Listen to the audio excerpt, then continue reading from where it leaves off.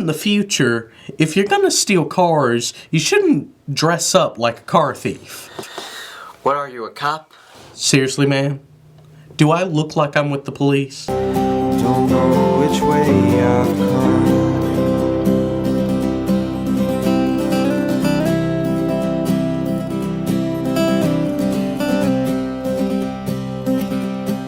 Hold my hand. Hello everyone, welcome back to the Real Screen Team. I'm Andrew Thomas. I'm here with my fellow Spider-Man, Christopher Johnson. Hello, everyone. And we're continuing Year of the Spider with the Andrew Garfield Spider-Man. Yes, one of the more... Would you say controversial or contemptuous? Yeah. Or, well, how would you say it? It depends. True. People like his performances, they just don't like the writing. Very true, and we will get into that. Yep. Well, I guess I should go into the overview. Yep. The Amazing Spider-Man is a 2012 superhero film based on the Marvel Comics character Spider-Man and sharing the title of the character's longest-running comic book series of the same name.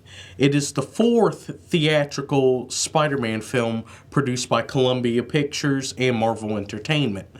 This film is a reboot of the series following Sam Raimi's Spider-Man trilogy. And the first of two Amazing Spider-Man films.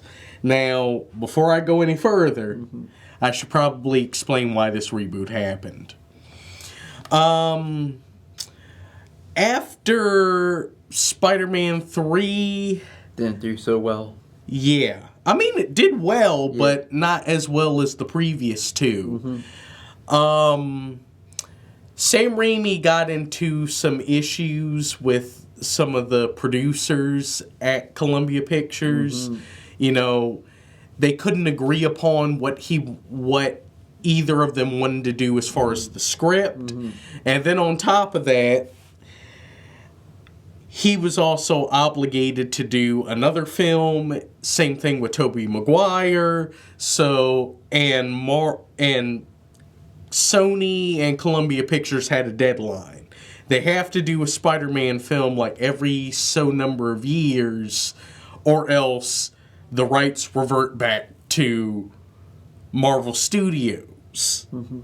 So they were like, well, dang, we can't agree with Sam Raimi on this. He's also working on another film that may cause the deadline to get to like days to hours. Toby's busy.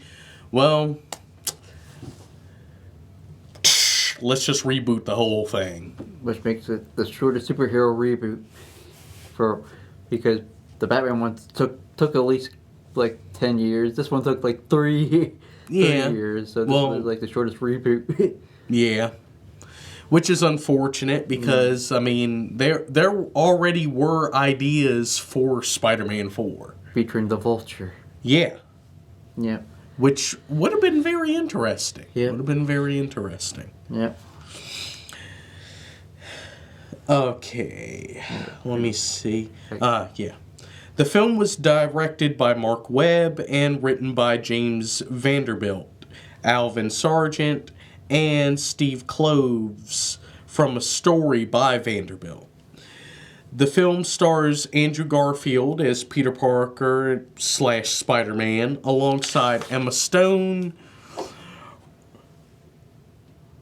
Rhys Ifan, Dennis Leary, Campbell Scott, Irfan Khan, Martin Sheen, and Sally Field. When I go into the synopsis? Sure.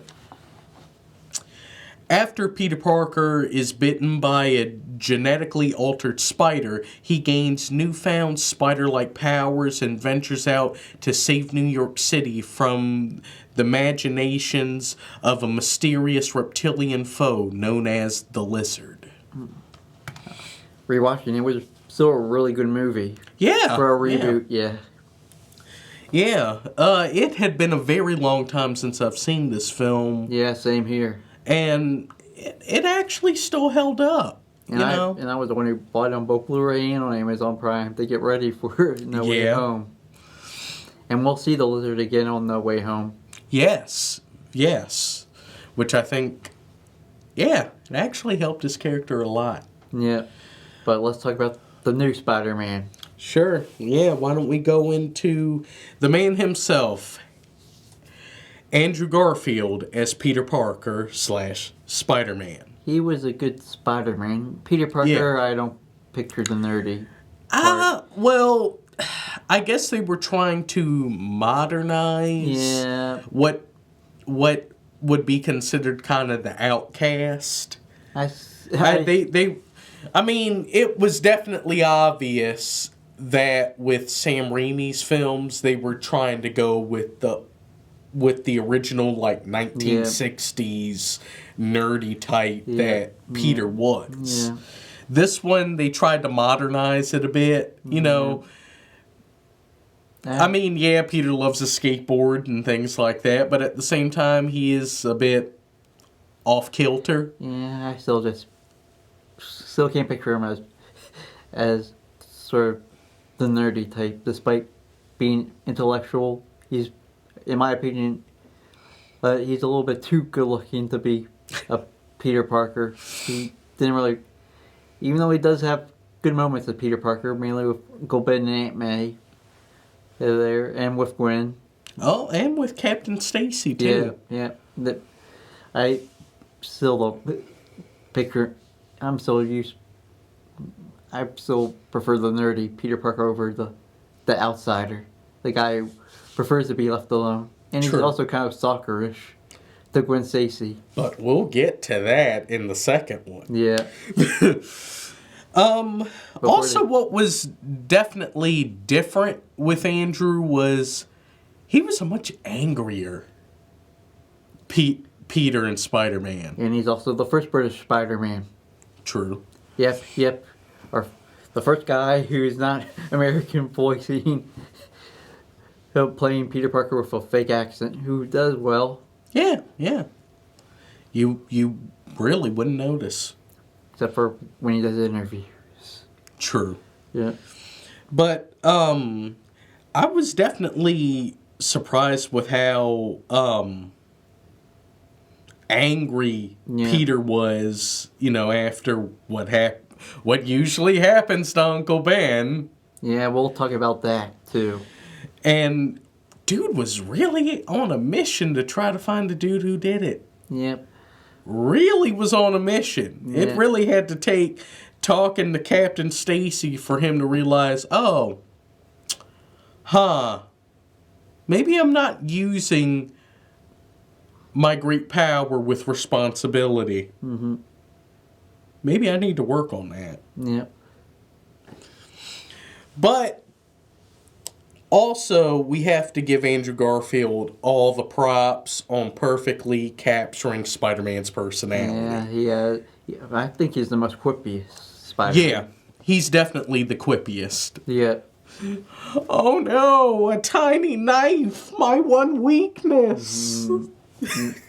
And of course, what I said in the cold open. Yep. And then when the cops tried to arrest him, he's like, "Hey, I'm doing half of your job for you." Yeah, I just did 80% of your job. Yeah. Yeah. Of course, they also did moments with the kid that he saved, taking off his mask. Yeah. Hey, kid, I'm just a regular guy. Yeah. Don't need to worry. Yeah. See, that's when he finally learned about the great responsibility with his great power. Yeah.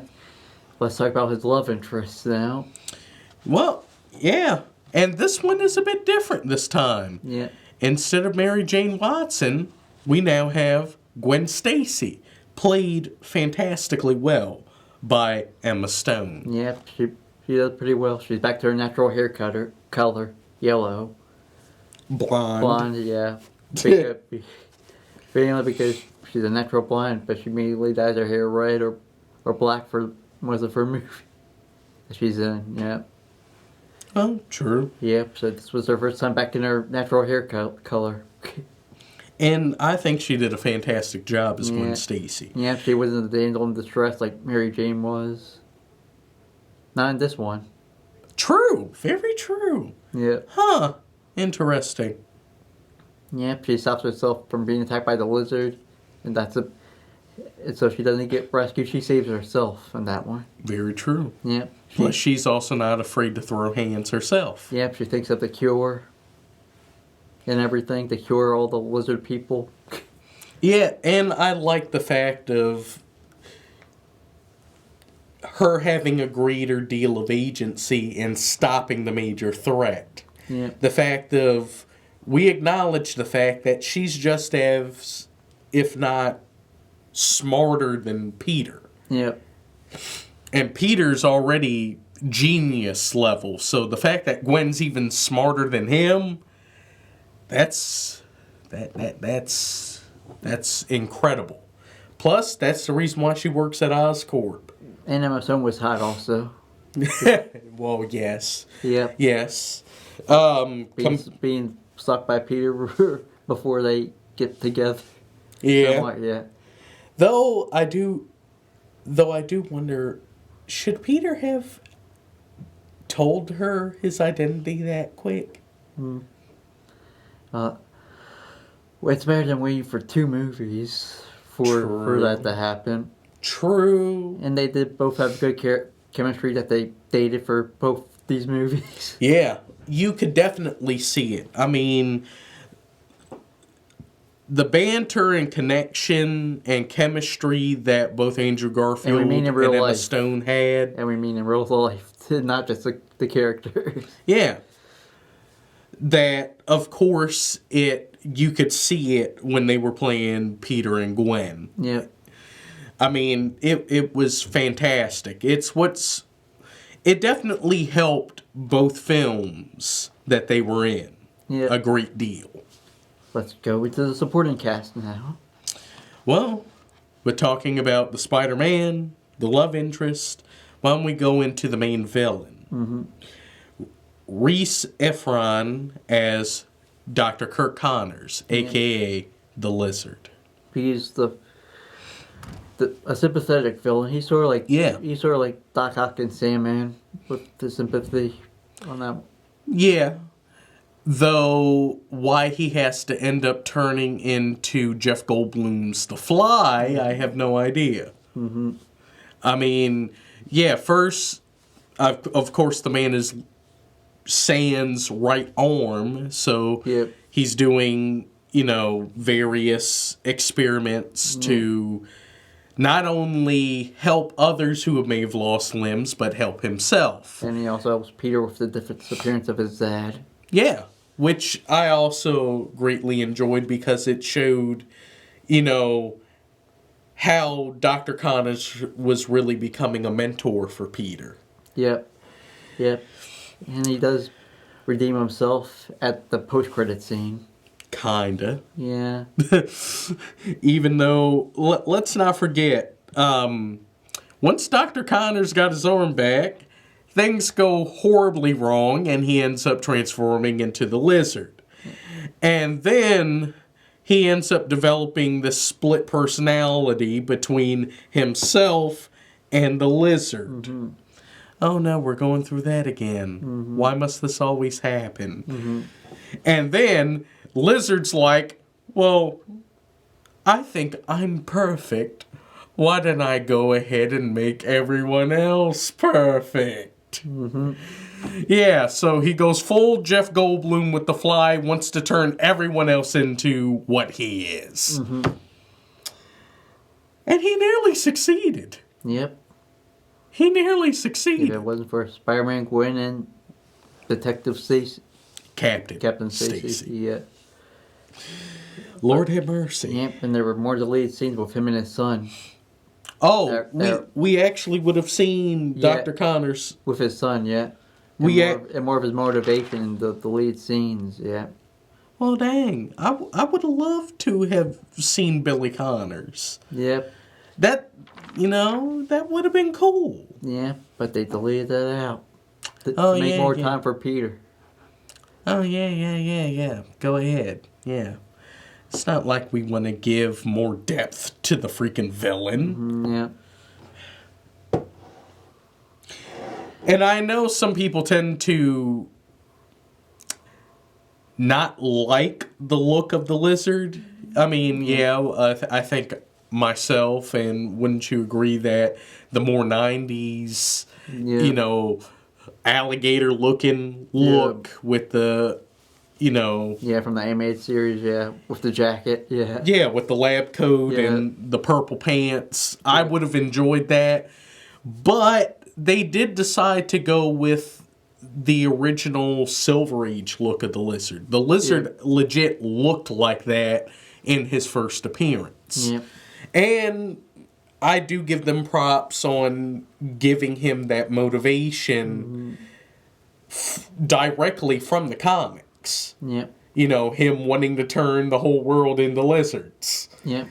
And him having that split personality, that's straight from the comics. So, yeah, they did a good job. Yeah. And I believe that Reese Ifron definitely did do a good job. And we'll be seeing him again in No Way Home. Yes. Maybe seeing him. Oh, yeah. Yeah. Though, we'll get into some of that when we talk about No Way Home. Yeah. Well, we're talking about the villain. Why don't we talk about someone else that was an ally, but also an adversary? Mm-hmm. Captain George Stacy, played by America's Funniest Asshole, Dennis Leary. Yeah. He was really good in there. He was a really strict dad. He didn't get along with Peter at all. Yeah, which it would make sense. What man actually does have that type of thing with, his daughter's first boyfriend? Mm-hmm. And at the same time, the fact of they both have different ideologies about Spider-Man. Yeah. And how the laws work. Yeah. Which, in some cases, I do see Captain Stacy's argument, but on the same time, I also agree with Peter's argument. Mm-hmm. Maybe I do get the whole idea of vigilantism isn't right, but at the same time, Spider-Man is doing things that the cops can't do. Mm-hmm.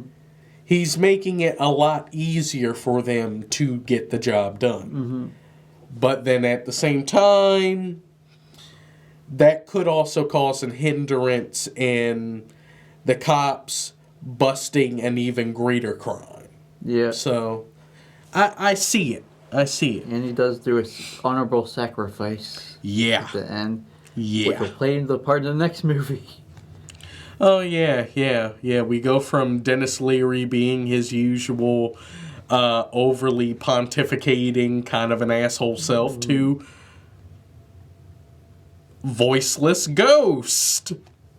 We'll get into that more in the next one. Yeah. But I think Dennis Leary did a good job. Yep. Dennis Leary always tends to do a good job. Yep. Now the other supporting cast. Should we go into who is raising Peter, or should we go more into the people that cause the greater mystery of Peter? We should start with the people who started the greater mystery of Peter. Okay. Well, Campbell Scott as Richard Parker, and Embeth Davids as Mary Parker. Yeah. Yeah, Peter's parents actually have a greater purpose. In these two movies, yep. Yeah. Which is something they've never really touched upon in a lot of things, with the exception of the comics. Yep. Of what happened to Peter's parents. Here, we just start the mystery of it. Yeah. Which I think was cool. Yeah, we start off with a prologue, and then they just show up in flashbacks in Peter's mind, along with some video with him and Dr. Connors. Though it does make me wonder about the timeline of events, because usually in the comics, Peter was too young to remember his parents. Yeah. While at this point, he was already, what, preschool or in elementary school? Yeah. So, I mean, it does make me wonder, you know, what was his dynamic? What was his dynamic with his parents? And It seemed like he had a good bond with the way he remembers it. Yeah. Except for that fateful night. yeah, where they had to drop him off at Uncle Ben and Aunt May's and was like, yeah, Peter, we gotta run. We'll see you in a couple weeks. Mm-hmm. No, he didn't. No. Yeah. But we'll get into that in Spider-Man 2. The Amazing Spider-Man 2, yeah. Yes, The Amazing Spider-Man 2. But with what we saw of them, it was definitely good. It was interesting. You saw, you know, the dread they were going through, and yeah. We saw what kind of scientist Richard Parker was, how Peter got the smarts from. yeah, Yep. And then, though we don't get much in the Mary, you get more into the Richard part than the Mary in both these movies. So. yeah, which kind of sucks. I mean, she definitely showed how much of a maternal figure she was with letting Aunt May know every little thing about him to make sure that he is happy and comfortable before they leave. Yeah. And now let's get into the people who now raised them. Yeah. Martin Sheen as Ben Parker and Sally Field as May Parker. Martin Sheen did a fantastic job as Uncle Ben. He did. Part of me does enjoy Cliff Robertson a bit more, but I think Martin Sheen definitely did a good job and definitely gave more depth to Uncle Ben. Although he was being to Peter when he shouldn't have been. Yeah, but that's what a stern, you know, parental figure tends to be, you know. Yeah. And I get why he was being tough on Peter because, you know, Peter in some cases really wasn't doing what he needed to do. Yep. Of course, Uncle Ben was too stupid to live. Ah, yes. See, now, with Cliff Robertson playing Uncle Ben, it was shown to be a complete accident. Yeah. It wasn't supposed to happen. With Martin Sheen's Uncle Ben, old man, why are you trying to start a scuffle with late 20s, early 30s, something-year-old man with a gun? Mm-hmm. Why are you going to start that scuffle? Yeah, I know you want to do the right thing and stop the man that robbed the store, even though he did it in a very nonchalant way that didn't cause any harm to anyone. But, yeah. And then you had to go and make Uncle Ben's death all the more traumatizing. Mm-hmm. I mean, we straight up saw pop. Yep. And it was bad, too. Mm-hmm. I mean, good Lord. Mm-hmm. And what's even worse is Peter doesn't ever find the guy that did it. Yep. Went through all that. Yeah, but I also didn't like how he scolded Peter over the Flash Thompson thing. That was pretty stupid. Over when he just dunks on him. All he did was show him up in basketball and dunked on him. Yeah. I mean, was that really any reason to get in trouble at school? No. Okay, yeah, he dunked so hard he broke the backboard. Yeah. He shattered the backboard, but I mean, come on now. Yeah. Then we get to May Parker, Sally Field. Well, with what they gave her, she Yeah. did a good job. Yeah, I thought she was the more sympathetic one up until Ben's death. Yeah, She yeah. She didn't make it more of a big deal like Ben did. With Yeah, everything. she was a much more nurturing Yeah, parental figure. yeah. Although she sort of does disappear midway through the movie and show back up again when the plot's necessary. Yeah, they really didn't give her enough Yeah, work to do. I mean, you got Sally Field. You got the flying nun herself. yeah, You should do something more with her. yeah. But yet they didn't do much with her. I mean, it seems like with all the Aunt Mays, they did best with Rosemary Harris. Yeah. They really gave her a purpose to be there. Yeah. And It's unfortunate. should we talk about the cameos? Well, there is one other important character that I think was done much better in this than we've seen really any of the other Flash films. Thompson. Yes. Yes. Eugene Flash Thompson, played by Chris Zylka? Zylka? Zylka? I don't. Zylka? I don't know. That's not. Either way, he did a fantastic job as Flash Thompson, Yeah. and we got to see a greater evolution of Flash. Yeah. He went from being jerk bully to sympathetic dude that really wanted to help Peter deal with the grief of Uncle Ben to legit actually becoming Peter's friend by the end of the film. Yeah. We actually saw growth within Flash Thompson. Yep. Unlike the other Flash, which we forgot to mention in the first. Oh, yes, Joe Magdanello. Yeah, our close link to a Deadshot vs. Spider-Man thing. Yeah. Yeah. He was much more the stereotypical bully that they were going with. Yeah. But we saw growth with this Flash. If they had gone forward with the idea of Agent Venom, this is the guy that should become Agent Venom. Yeah. So let's talk more about the good. Like the plot was good. Well, yeah, it was definitely a lot more straightforward. Yep. And plus we actually got to see more of Peter learning about his powers, testing them out. And does comic book accurate work on the web? Mechanical web shooters. Unlike the Toby one, he actually Yes. Yes, this is the first one where we get a Spider-Man that has mechanical web shooters instead of the organic ones. Yeah. Which is more comic book accurate. Yeah. Because God knows I don't think we want to go through what they tried to explain him getting organic web shooters in the comics. Yeah. Yeah.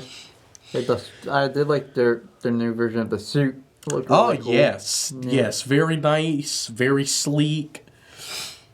Definitely has some elements that harken back to the classic look. But at the same time, stylized a bit differently. Yeah. Though I think the suit from Amazing Spider-Man 2 is better.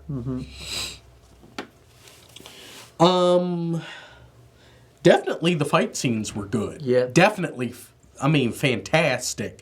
Especially the fights he has with Lizard in school and the final climax. Yeah. Absolutely fantastic. Yep. We already talked about the acting already. Yes. So Yes. should we get to about the cameos? I like the cameos. Oh, yeah. Yeah, the cameos were great. Of course, we got a Stan Lee cameo! And the funniest thing during the fight. Yes, him being, I guess, the librarian. Yeah. And he's listening to classical music on his headphones, not noticing a single thing between Peter and the Lizard's fight. And Peter even saves him from getting clocked with a desk. Then we got C. Thomas Howell. Oh, yes. Hey, Ponyboy Curtis! He was his father who wanted to repay Spider-Man for saving his son. Yeah, that kid that got saved when all those cars were falling off the bridge because of the Lizard. That kid was the son of C. Thomas Howell's character. Yep, and later on, he goes ahead and pays it forward for Spider-Man. Yeah, it makes a much more New York feel to it, like the Sam Raimi ones. Yeah. Not as good as the Sam Raimi ones because definitely New York felt like a character. Yeah. And there were definite moments where New York was 100 behind Spider-Man, willing to help him out. Yeah. But, I mean, it was a very nice, subtle way. And this won't be the last time people hear about C. Thomas Howell in a superhero movie. Very true. Foreshadowing. Very true. By the end of this year. Very true. Yeah.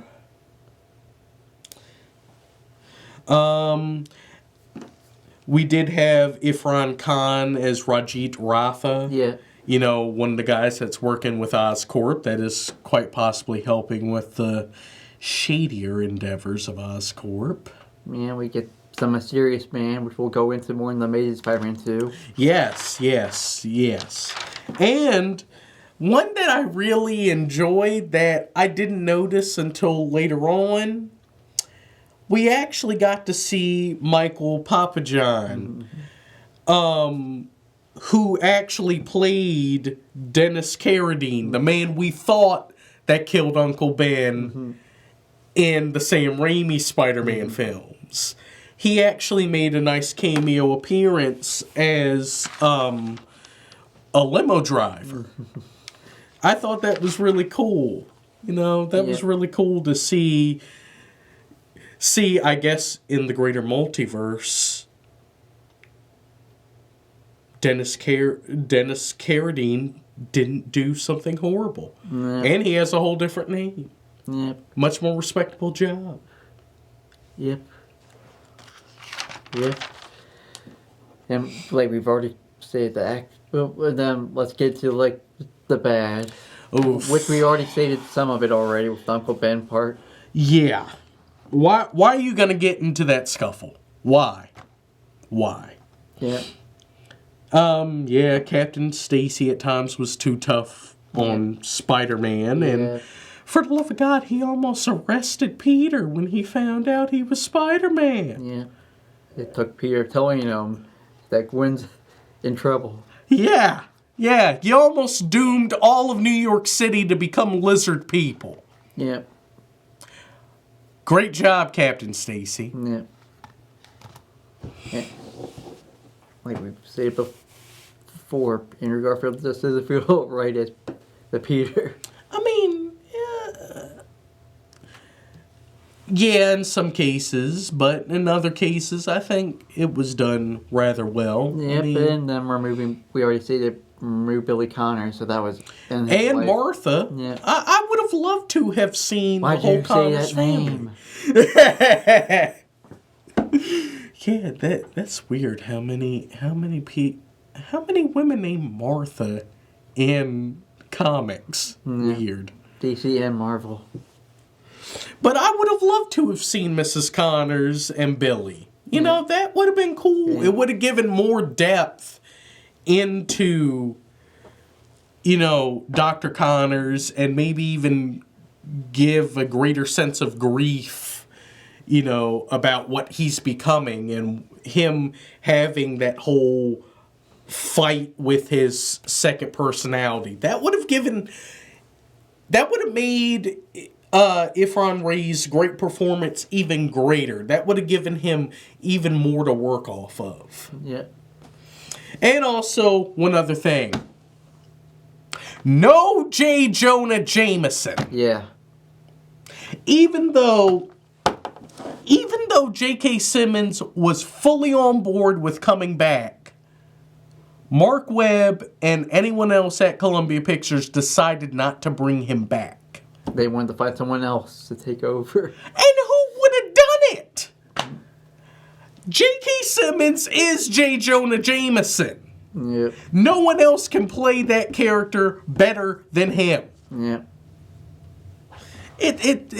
What were they thinking? What were they thinking? Yep.